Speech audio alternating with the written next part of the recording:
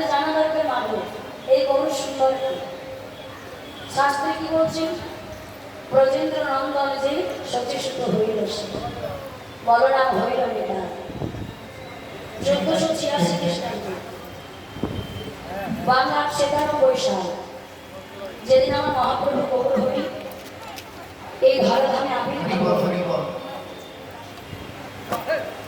যেদিন আমার মহাপ্রভু গৌর সুন্দর এই ধরাধামে আবির্ভাব হলেন, সেদিন 3টি গ্রহণ একসঙ্গে হয়েছিল। কি? গগনের চক্রগ্রহণ, ধরাধামে গৌর হরি জন্মগ্রহণ, আর ভক্তের নাম গ্রহণ।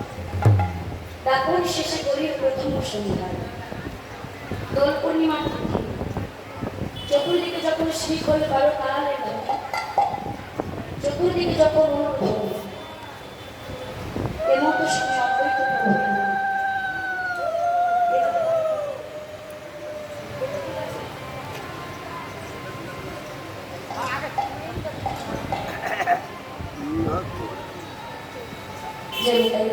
যে রাধেশ্যাম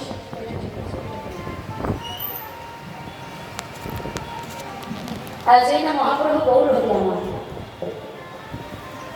এই ধরাধামে আবির্ভাব হলেন। কেন আবির্ভাব হলেন? এই কলিযুগকে উদ্ধার করার জন্য। আজ মহাপ্রভু গৌর সুন্দর আমার নদিয়ার কুলালো করে যেই না গৌর হরি আবির্ভাব হলেন, মহাপ্রভু গৌর হরি বৈকুণ্ঠ ছেড়ে নদিয়ার মাঝে আবির্ভাব হয়েছে। কেন?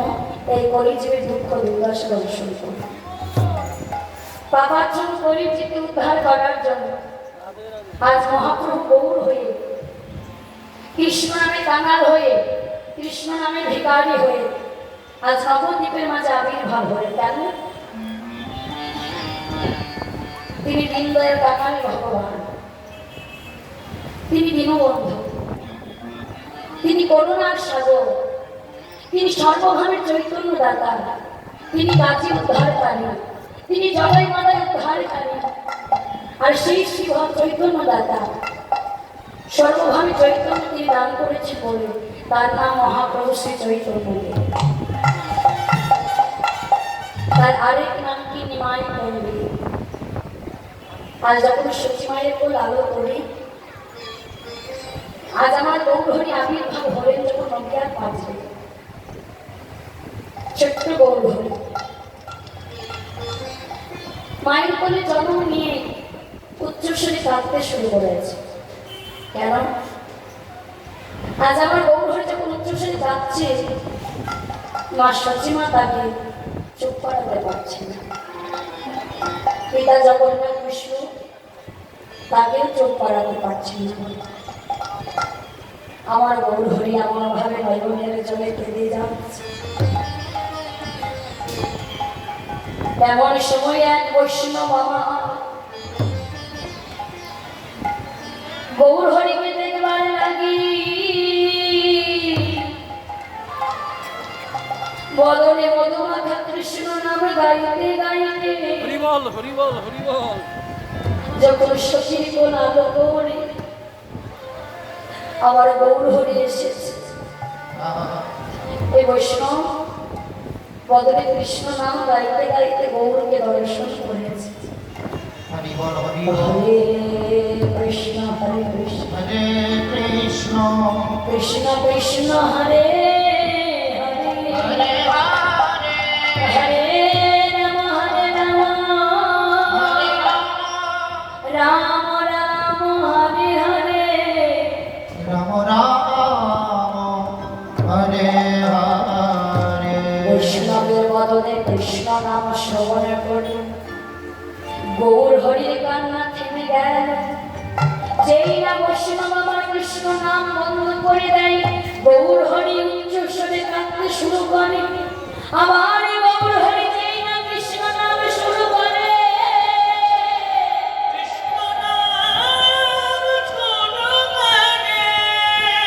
গৌর হরির কান্নার আওয়াজ থেমে যায়।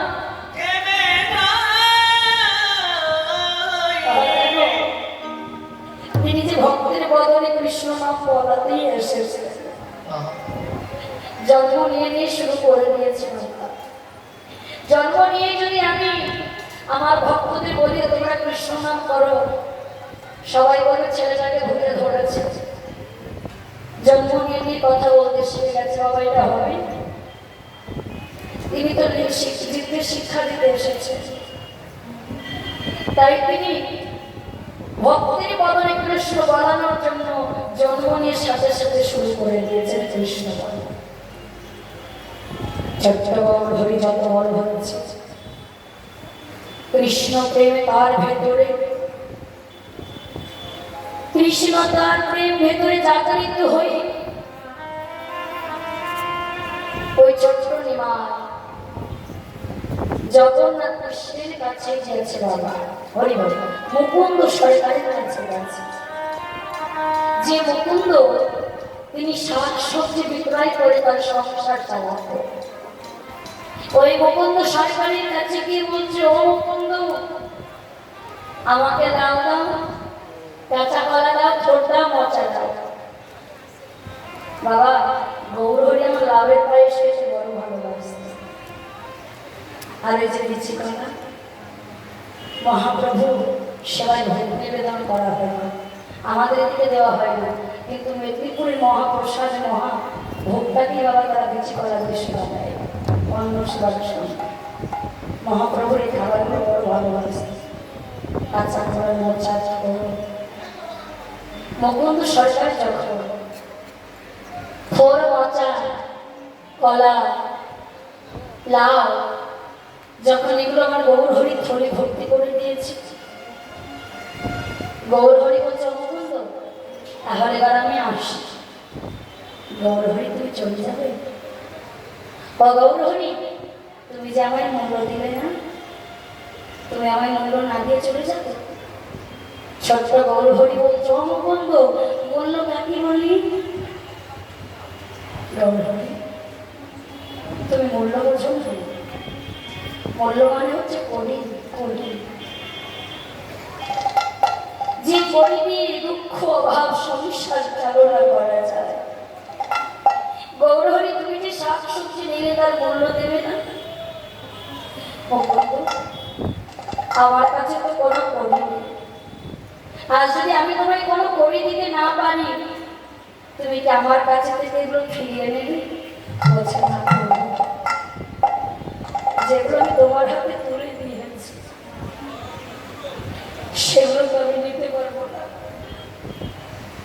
ও গৌর হরি যেগুলো আমি দিয়ে দিয়েছি সেগুলো তো নিতে পারবো না, তবে তোমার চরণে অনুরোধ রইল, যেদিন আমার সাথে দেহ থেকে প্রাণ পাখিটা বার হয়ে যাবে, যেদিন এই খাঁচা থেকে পিঞ্জর থেকে যদি প্রাণ পাখিটা বার হয়ে যাবে, গৌর হরি চারজনা খাটিয়ায় বেঁধে নিয়ে যাবে আর বলবে, বলো হরি বলো হরি বলো হরি। সেদিন তোমার ঘাটের কুলে এসে আমি গৌর হরি বানাবো। সেদিনে তুমি কি করবে জানো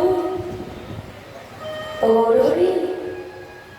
সেদিন তুমি ভগবানটা আমার হাত ধরে করে দিও, যেন তোমার হাত ধরে সেই ভগবান আমি হতে পারি। যেদিন আমার গৌর হরি বললে মুকুন্দর কাছে থেকে শাক সবজি নিয়ে ঘরে এসেছে, গৌর হরি যত বড় হচ্ছে তত বাবা কৃষ্ণ প্রেম তার ভেতরে জাগরিত হয়ে মন্ডিত হয়ে উঠবে। আর এই গৌর হরির প্রতি নানা অত্যাচার শুরু হয়ে গেল নদিয়ার মাঝে।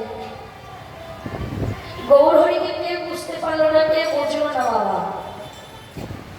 ওই গৌর হরিকে অনেক ধিক্কার জানাতে লাগলেন, অপমান করতে লাগলেন। গৌর হরি বলছে যে নদিয়ার মাঝে কেউ আমার কৃষ্ণ কথা শোনে না, যে নদিয়ার মাঝে কেউ আমার কোনো কথা শোনে না, সেই নদিয়ায় আমি থাকবো। এই নদিয়া পরিত্যাগ করে আমি নীলাচলে চলে যাব। নদিয়া ছাড়িয়া গেল গৌর হরি। নদিয়া ছেড়ে যেই আমার গৌর হরি চলে গেল পুরী জগন্নাথ ধামে। কিছুদিনের মধ্যে নদী আর মাঝে অন্ধকার হয়ে গেল। কি গৌর ছাড়া কেমন নবদ্বীপ হতে পারে বাবা? একবার শুধু অনুভব করো, যিনি আমাদের কলিযুগের ভগবান, সেই ভগবান যখন নদীয়া ছেড়ে চলে গেল, নদীয়ার মানুষ তখন বুঝতে পারলো আমরা কোন ধনকে হারালাম। আমরা সময় থাকতে বুঝতে পারি না বাবা, সময় চলে গেলে বুঝি কোন ধন হারালাম। নবদ্বীপের ব্রাহ্মণের সবাইকে কি করে গৌর দর্শনে যেতে হবে, গৌর হরিকে ফিরিয়ে আনতে হবে। গৌর হরিকে ফিরিয়ে আনার জন্য সকল ব্রাহ্মণের একত্রিত হয়েছে বাবা। একত্রিত হয়ে ওই গৌর হরির এক ভক্ত শিবানন্দ আমার গৌর হরিকে খুব ভালোবাসত, গৌর হরিও শিবানন্দকে খুব ভালোবাসত। সবাই যখন গৌর দর্শনে যাচ্ছে, শিবানন্দ বলছে আমিও তোমাদের সঙ্গে যাবো আমার গৌর দর্শনে। শিবানন্দ যেই না ঘর থেকে বার হয়েছে গৌর দর্শনে পরিধানে যাবে, ওই শিবানন্দের একটা পোষা কুকুর ছিল, যে পোষা কুকুরটাকে আমার গৌর হরি ভালোবাসত, শিবানন্দ ভালোবাসত। শিবানন্দের চরণ দুখানি জড়াই ধরে ঘুমিয়ে পড়েছে, যেটা শুয়ে পড়েছে চরণ দুখানি জড়াই ধরে। আচ্ছা আমায় যেতে দিই, আমি যে গৌর দর্শনে যাবো আমায় যেতে দিবা। ছলক ছলক নয়নে শুধু বাবা বাবুর দিকে চেয়ে আছে শিবানন্দের দিকে। যখনই শিবানন্দের দিকে চেয়ে আছে, ও বুঝেছি বুঝেছি, প্রিয় গৌর দর্শনে যেতে চাস, বুঝেছি। তাড়াতাড়ি করে কুকুরটা উঠে বসে পড়েছে, নিজের পুকুরে মনোভাব বুঝতে পেরে বলছে চল তোকেও গৌর দর্শনে নিয়ে যাবো। বাবা এখনকার দিনে দেখবেন কুকুরকে নামি দামি কুকুর বিদেশ থেকে এনে দামি দামি খাটে শুয়ে খেলা করে, কিন্তু আগেকার মানুষেরা কিন্তু কুকুরকে ভালোবাসত না, বিশেষ করে বাপ ভাইরা কুকুরকে নিজ ঘেন্না করতেন, যদি ছুঁয়ে স্নান করে আসতেন। আর শিবানন্দ যখন কুকুরটাকে নিয়ে যাচ্ছে, ব্রাহ্মণের একসঙ্গে চিৎকার করে বলে শিবানন্দ তোমার সঙ্গে কুকুরও যাবে না, দূর করো দূর করো।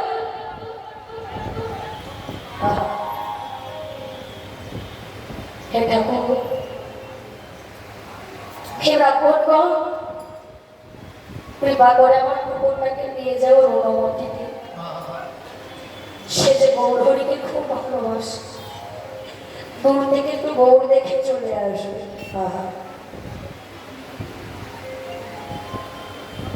কোনোমতে ব্রাহ্মণেরা রাজি হচ্ছে না।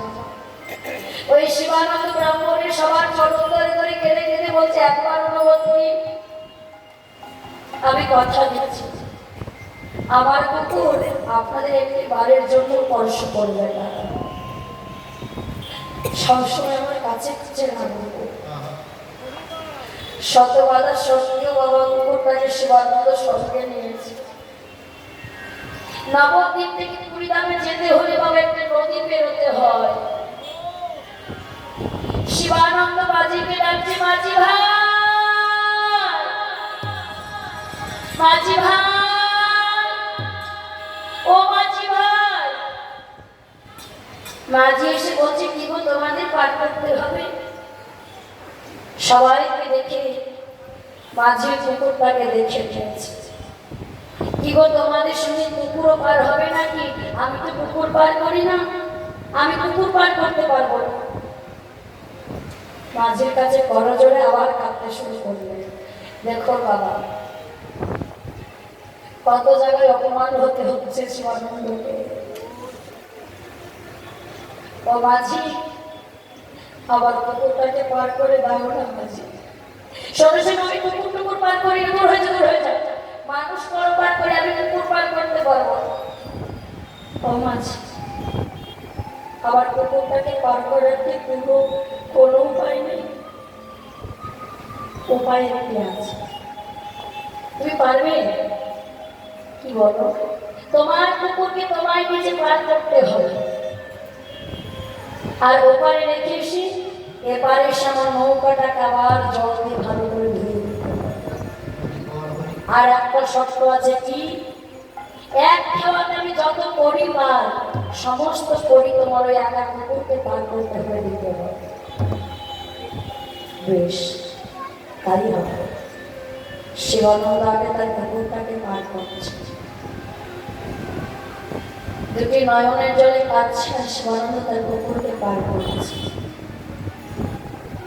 কুকুরটাকে ওপারে রেখে সে পারে এসে নয়নের জলে কাঁদছে, আর কবি তাকে ধৌত করছে। কুকুরটি মালিকের এমন অবস্থা দেখে ভগবানকে ডাকছে, প্রভু, ও প্রভু,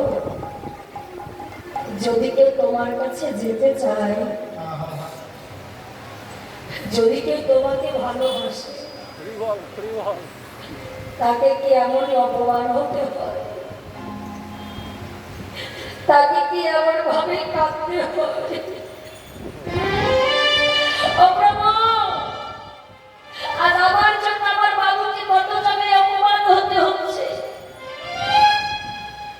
শোনো প্রভু, আজ আমি আর আমার বাবুর সাথে যাব না। আমার জন্য আমার বাবুকেই যদি কথা শুনতে হয়, আজ আমার বাবুর সঙ্গ ছেড়ে আমার এই চোখ যেদিকে যাবে আমি সেই দিকে চলে যাব, বাবুর সঙ্গে যাব না। ওই কুকুরটা কি করতে পারো? বড় পথ ধরে হাঁটতে শুরু করে, দেখবেন কুকুরের একটি শক্তি আছে, কি?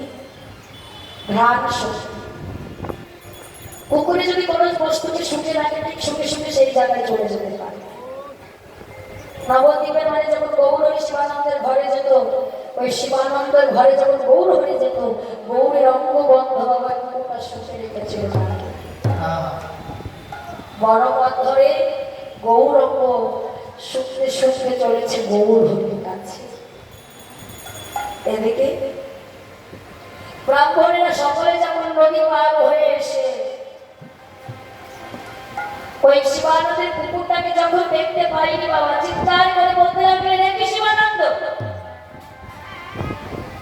তোমার কুকুর সে গেল কোথায়? শোনো, ও হলো কুকুরের জাত। কুকুরের জাত হয়ে মানুষের মনোভাব সে কেমন করে বুঝবে? দেখো কি আশেপাশে কোনো খাবারের গন্ধ পেয়েছে, খাবারের খোঁজে ছুটে চলেছে। ও মা, কুকুরটাকে খাবারের খোঁজে গেছে। নয়নের জলে কাঁদতে কাঁদতে চলেছে বাবা কুকুরটা, বলো বলো। আর তুমি জগন্নাথ ধামে যখন আমার গৌর হরি ভক্তদের নিয়ে বাবা জগন্নাথ দেবের যখন আরতি করছে, জয় জগন্নাথ